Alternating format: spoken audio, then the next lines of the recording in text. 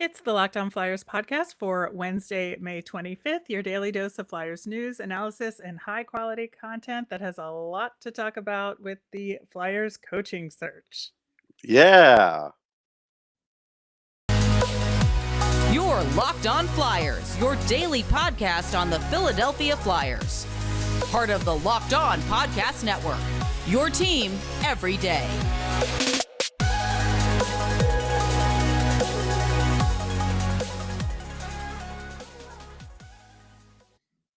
Hello, once again. I am Rachel Donner. You can find me on Twitter at rmiriam. I'm here, as always, with Russ Cohen, who's on Twitter at Sportsology. Thanks for making us your first listen every day. You can follow us on Twitter at Locked On Flyers. You'll keep up to date on all of our episodes and Flyers news. You can also email the show at lockedonflyers@gmail.com. That's how you ask us mailbag questions, which we're getting to today, along with the latest Flyers news, including confirmation that they have interviewed John Tortorella for the job. So we're going to talk about that. And we're going to talk about what we would ask the head coaching candidates for the job. So lots on today's show and excited to get to it. Locked On Flyers is free and available on Apple Podcasts, Spotify, Odyssey, wherever you are listening right now. So subscribe. You'll get all of our episodes here on the Locked On Podcast Network. All right, Russ. So it's official via Kevin Weeks that the Flyers interviewed John Tortorella for the head coaching job.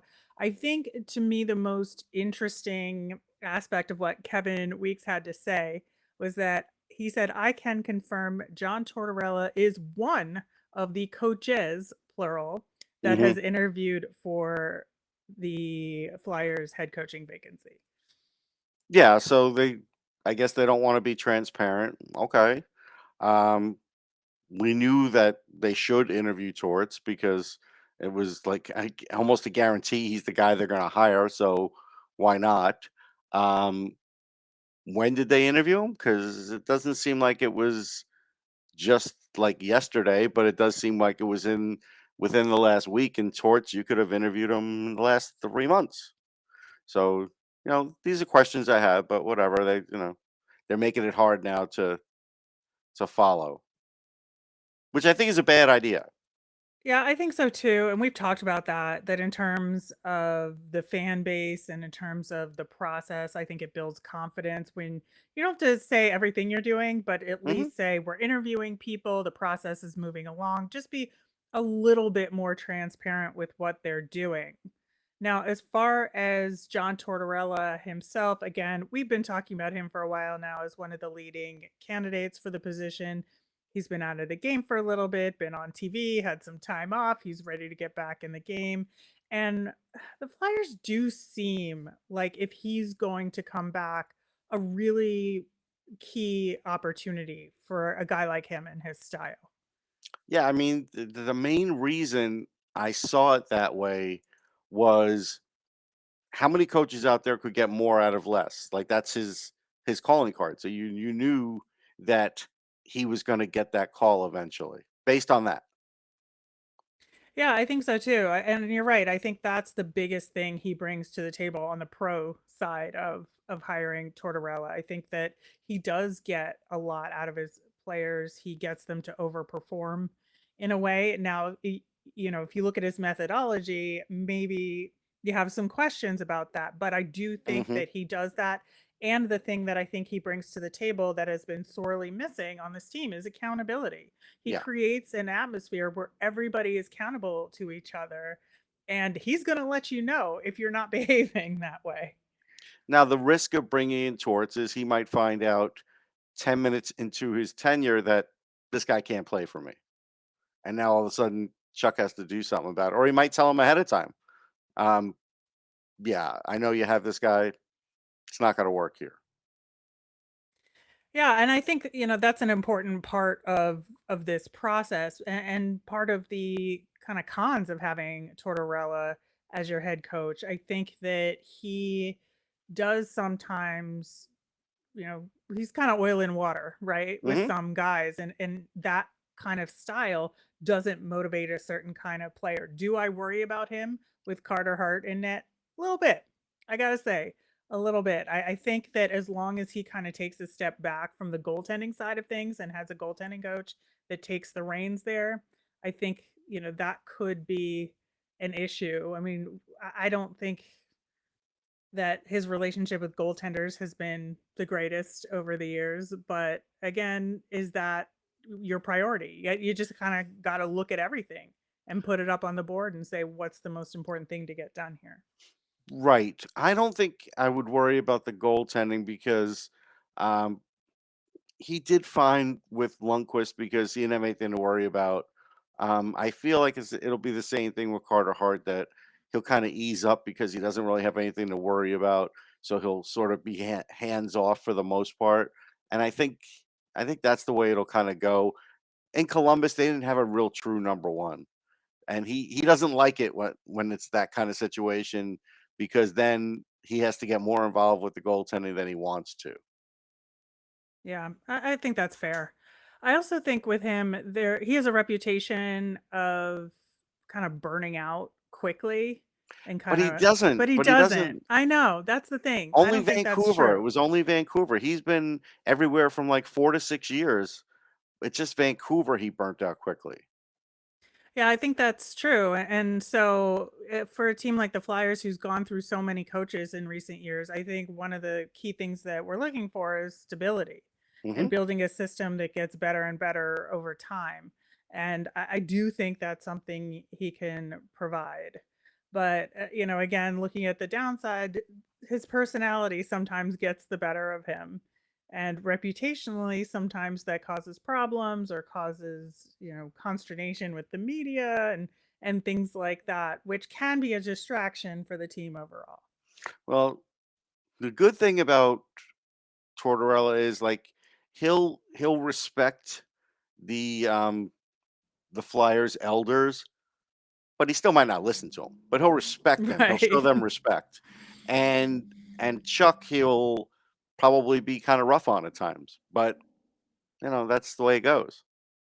Yeah, I think, do you want to take advantage of what he can offer or don't you? That's the choice Yeah, yeah, yeah. that they're going to have to make.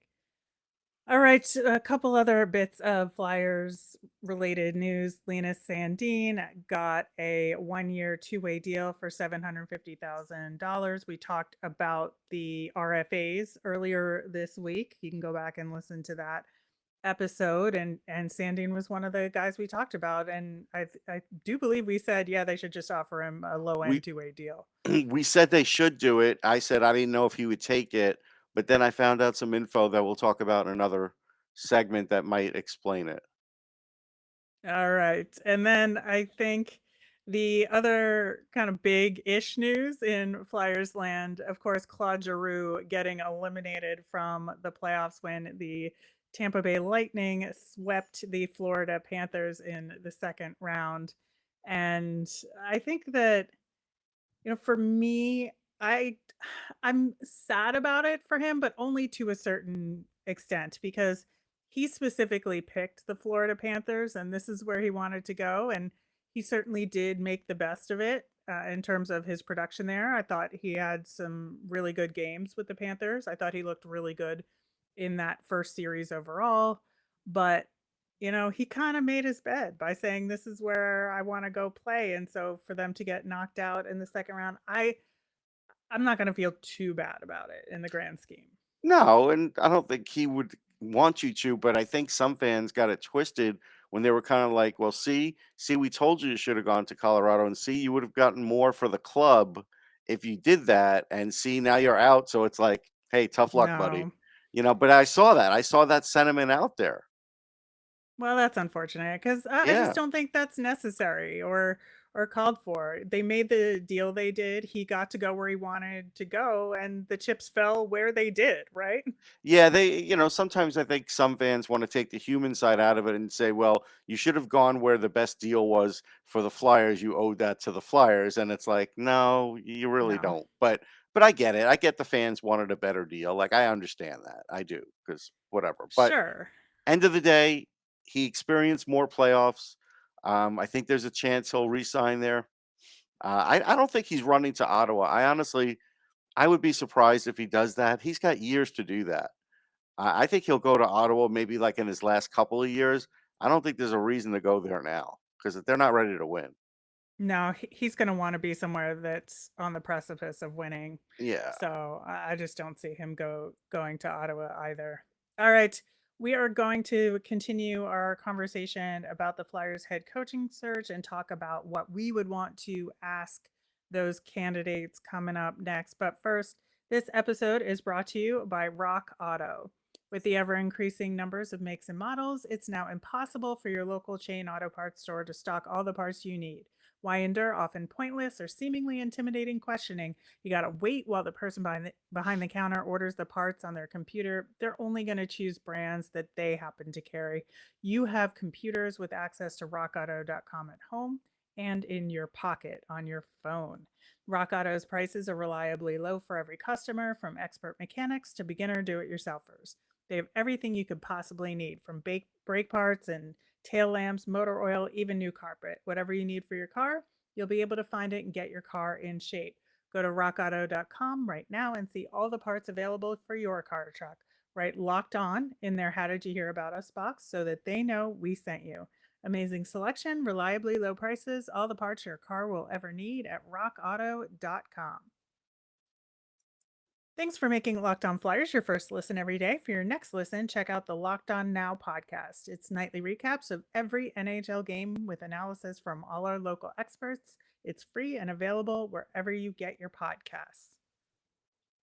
Russ, we have been talking about this head coaching search even before Mike Yeo was officially let go. I think, we've been talking about this Hmm. process and everything. And I think one of the things that we have focused on is figuring out who would be a good fit in terms of a system and culture, but also creating that atmosphere of accountability and putting something together that works to make the best results for this group of players that we have, because they're not going to be able to make much change given the cap situation. So looking from, let's say we're HR or we're Chuck Fletcher and the whole gang interviewing a head coach, what would we ask these candidates for the head coaching job? And are there some specific questions we would ask particular candidates? So Russ, what's your very first question on the table?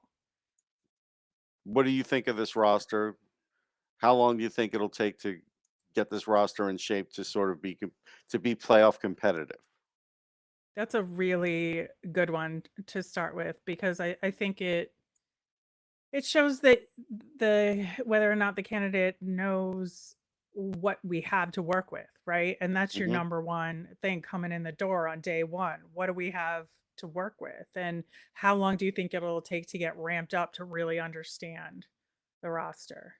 So I think for me, I would kind of start with, especially if it's a guy like Tortorella or Barry Trotz, right? Say, okay, you're known for this particular system. You've executed it at this team or that team or whatever. Do you see that working here or not? And if not, what would you adjust or implement here based on the personnel? Yeah, yeah, I think that that's really good, and those are the kinds of things that Chuck needs to get the clipboard out and start figuring out. Yeah, I think so too. And it's just one of those things where you y- again, I think it's similar to your question. It goes to the point of, do you understand what pieces you have to work with, and are you going to cater what you do to this team versus going with what you just know? So I think it goes to the point of, can this coaching candidate adjust to the personnel at hand as opposed to just going with what they already know from the past? Hmm.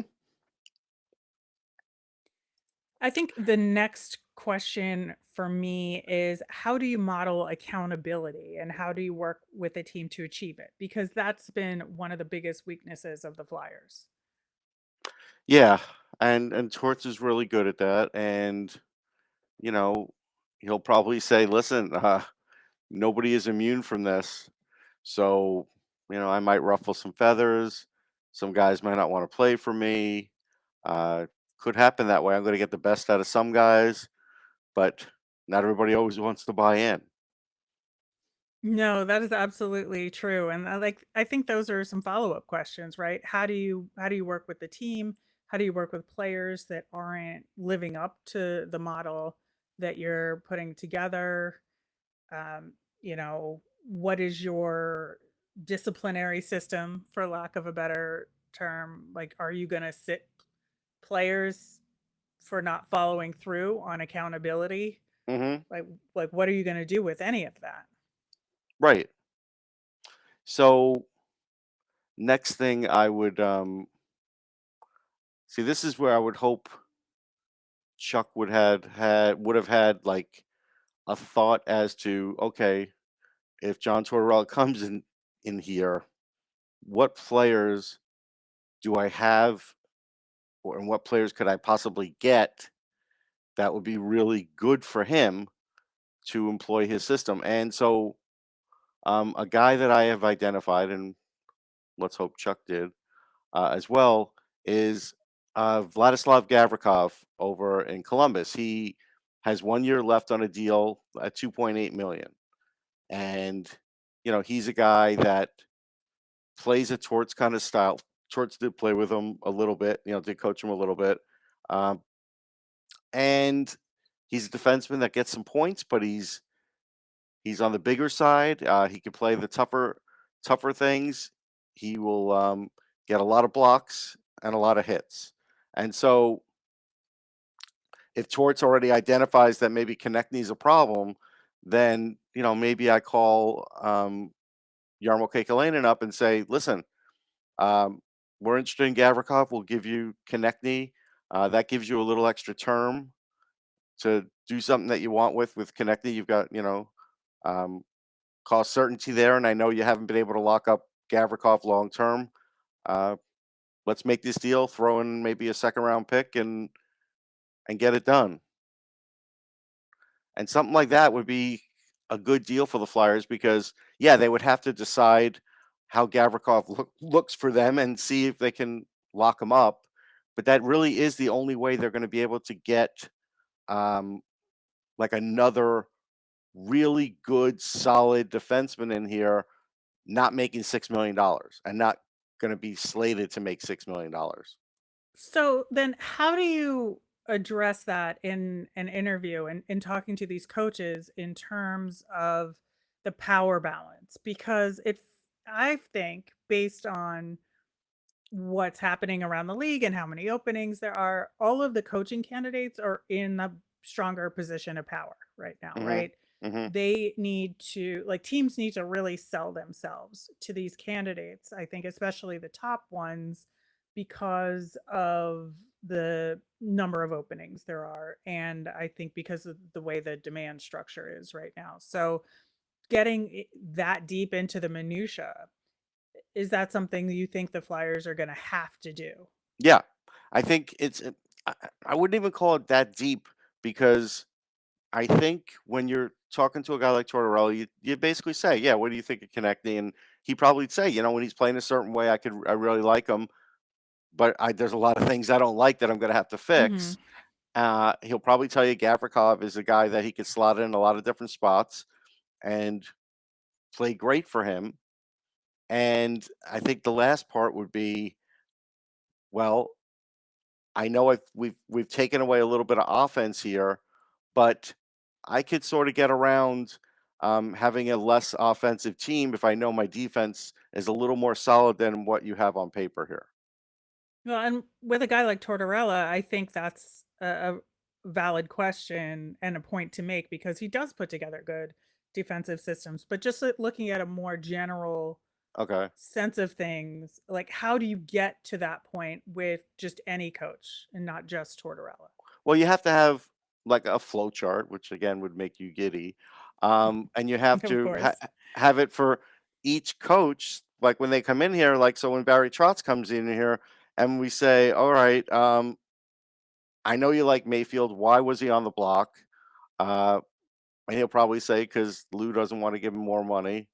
And then we'd say, Chuck would say, "All right, well, I'm going to try and precipitate that, and maybe offer up Konechny for Mayfield and try and get a pick or You something. really seem to want to get rid of Konechny in these scenarios. Well, I mean, because all right, this is why. If you bring in guys that have a tremendous defensive system, does that really work in Travis Konechny's world?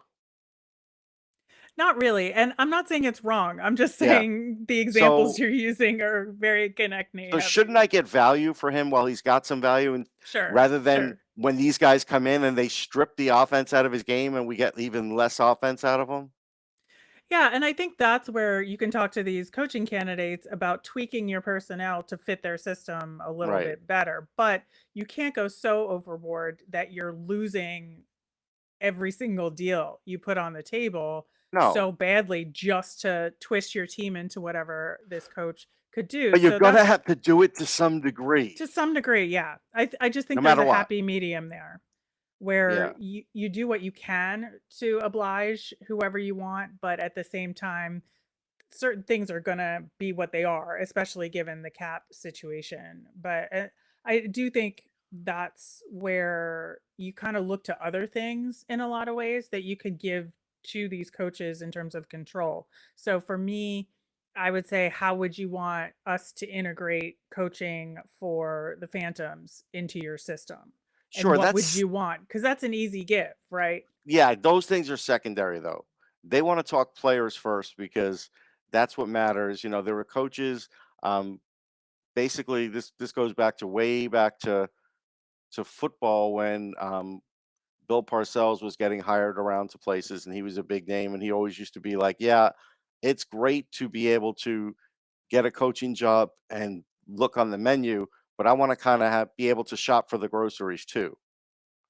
And that's where some of these bigger name coaches are going to want to have say in personnel, because Right. personnel is more important to them, because then it's an easier way to reach their vision. The other parts are secondary. It's important to them, but not right out of the gate to kind of get them to take the coaching gig.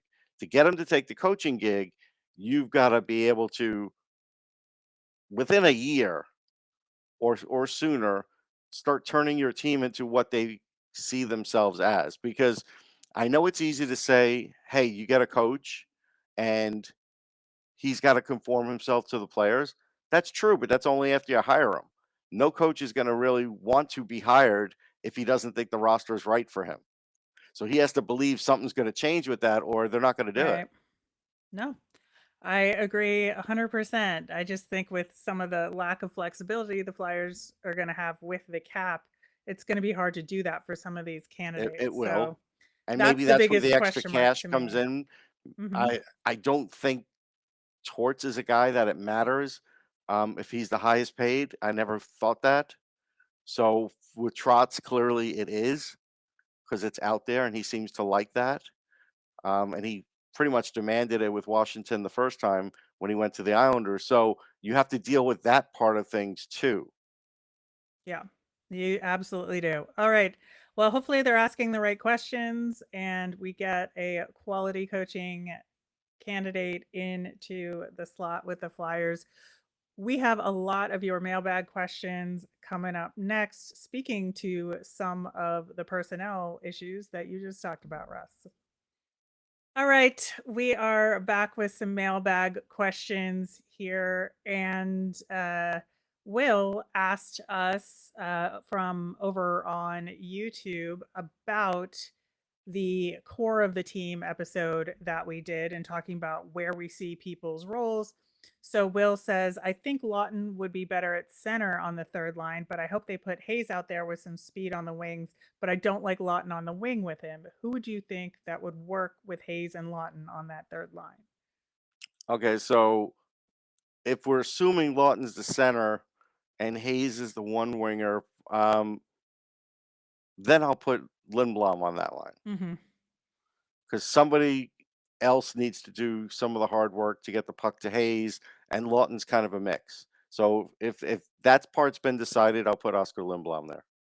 Yeah, I think that's my first choice. But also in that discussion, we talked about maybe putting a guy like Noah Cates on the wing on the third line, and so We did. that's a second option for me in a scenario where Oscar Lindblom is maybe on your second line. Right, that's the only way I'm doing it. I don't wanna Yeah, put Cates ahead of Lindblom yet, no, because he's not quite there yet, and it's unfair to Lindblom. If Cates becomes better than Lindblom, sure, but I think he needs to show a little more before we jump to that. exactly. All right.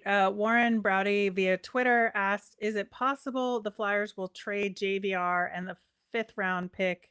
Oh, sorry, will trade JVR and the fifth overall pick in the first round as part of a larger trade? Could we get back a top 10 to 15 ish pick this year and a second round pick this year as well? I don't think you'll be in the top 10, if you do it because, again, somebody in that scenario, somebody has to wanna play JVR a bit, even though you are, shuffling things around. So, I think you could maybe do that trade and be in the top 15, but I don't think you're getting that second round pick because they've got to absorb $7 million in cash. That's the inequity part of it that you have to make up for by taking the lower pick. I don't think they should do any part of that personally because I'm assuming teams don't want JVR already.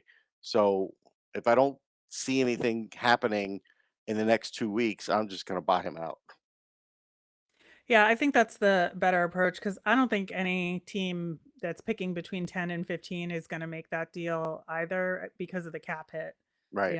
Unless they're a team struggling to reach the cap floor, but there's nobody like that in that range. I mean, So, Arizona's way up there. There's nobody in that range yeah, that's struggling to do that. That's true.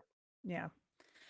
All right, next question. Other than Eric Lindros, what Flyers player from before the year 2000 would you want to have on the team right now? For the year 2000, other than Lindros, hmm, that's a really good one. I'll say John LeClair because there there is a need for a crease presence on this team. And if you had a guy like LeClaire that was willing to sort of take the beating, even if you knew his career was going to not last as long as as it could, to get 30 goals a year in the crease, that would do a lot for this team. So I'm going to go John LeClaire. Yeah, I think John LeClair would be my first choice as well, but I think for my second choice, I'm going to go a little further back and say Ilka Sinisalo. Okay. And that is because he had such a good north-south game. Like, Hmm. he would just speed up the wing all the time, so dynamic to watch. And I think that would really help this team right now, just getting out of the zone and getting Hmm. down the ice, having a guy like that out there. And he was one of my favorite players from that era to watch for that reason and just really brought something different to the Flyers that they hadn't seen before. Yeah, he was ahead of his time as far as playing that type of game then.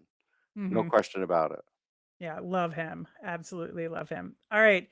Next question. Little controversial. Should the NHL have done more than fine David Perron for the attack on Nazem Kadri? What about potential discipline for Buchnevich? Um, okay, so yeah, Perron, I think it's hard to find him because I don't know how bad that contact really was. Didn't seem like it was that bad.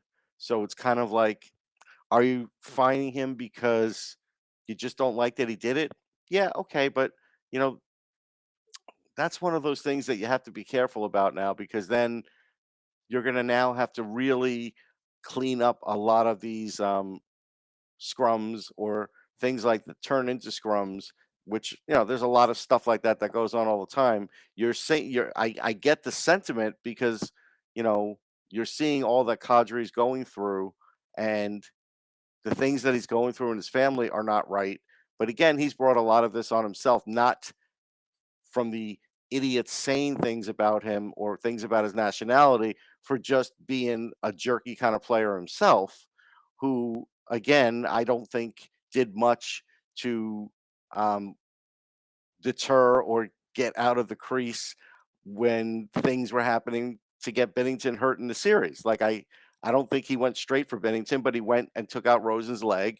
And when you have that kind of situation, crazy situation in crease, the goalie's going to see some of that. And there's a history there. Kadri took out one of their players a year ago, took out Falk and got a suspension. I forget how many games. And Right. then Bennington had the stick swinging incident to Kadri again, and he sort of apologized to it, saying it wasn't the best thing I've ever done in my life. And so there's a history there. So I don't know if you could do anything about it now when it really started then. It'd have to be something more concrete, I think, unfortunately. But as far as the other stuff, um, I think at some point you might be able to do some sort of warning to hockey fans in general and say, "Hey, listen, we're not the NHL police here, but if you're like a season ticket holder and you are threatening a player or on Instagram or something, and we see that you're threatening a player or a family or say something that's really um, in poor taste like that, we might take away your season tickets. We might tell that team to take away your season tickets." I think you could maybe do something like that in the future to try and deter some of this abominable behavior online. Yeah, I think there should be. I think there should be more vocal action from teams and not just the teams involved. It should be No, for across the any board team, in because the you could scan NHL. someone's face, and if you find that this fan is attached to this team and he's got Yeah. season ticket rights, then maybe you take away his season tickets. No, it's not a bad thought. I do think for this particular play and this series, it's going to be real tough for them to have control over Game 5 tonight, and I think that absolutely anything has to be clamped down on because Yeah, they they'll call cannot stuff let early, this. Yeah, they can't let this game get out of but control. as an example, I understand, and it's amazing to me that Kadri has now become a sympathetic figure because he's done a lot of stuff in his career, okay? And and in being in the jerk category like Marchand. But But it's what all if he's been on the ice and it hasn't been targeted. yeah, well, I mean, it's been on the ice. I can't say it all hasn't been targeted because as far as who he might be going after or whatever, he's done some stuff. Falk seemed to be pretty targeted as an example. But still, what if he's the aggressor tonight and does something and he does something stupid like he's done before? Then how do you deal with all of it? Now, if it's the other way around, it's easy. It's easy to say, "Hey, St. Louis, knock it off." But what if it's him? Because he's also lost his cool a million Listen, times on the ice. I'm just saying overall it's going to be really hard for the refs to keep Yeah. control of this game. I do not envy them that job. All right, that will do it for today's show. We will be back again tomorrow. It's our Prospect Thursday. We're going to talk about Denton Mateychuk as a draft eligible prospect. We're also going to talk about some rumblings over in the KHL and how that could affect what the Phantoms might be doing as far as getting some free agents. Mhm. As a reminder, we always want to hear from you. Send us in your mailbag questions via Twitter at LockedOnFlyers, or you can email us at lockedonflyers@gmail.com. I am Rachel. I'm on Twitter at rmiriam. That's RMIRIAM. I'm Russ. I'm at Sportsology, SPORTSOLOGY. You made us your first listen today. Now make your next listen Locked On NHL. From first round matchups to each Stanley Cup final victory, Locked On NHL covers the playoffs like no other. Here are the latest news and opinions from local experts every Monday through Friday. It's free and available wherever you get your podcasts. Have a great day, everyone.